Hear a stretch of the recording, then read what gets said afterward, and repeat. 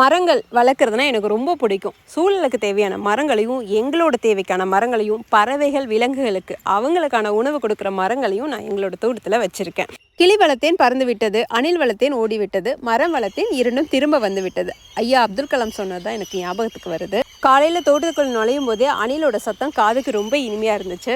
அப்படியே போகிற வழியில் பச்சை கிளிகளோட சத்தம் கூட்டமாக கேட்டுச்சு. கூடவே ஒரு ஜோடி குயில் அழகாக வேலியோர உட்காந்து கதை பேசிகிட்டு இருக்காங்க. நிறைய மரங்கள் இருக்கிற ஒரு தோட்டத்தோட காலை சூழல் எப்படி இருக்குன்னு நீங்கள் பார்க்க போகிறீங்க. பார்க்குறது மட்டும் இல்லை, நிறைய பேர் உங்களோட பேச போகிறாங்க, அதையும் கேட்க போகிறீங்க.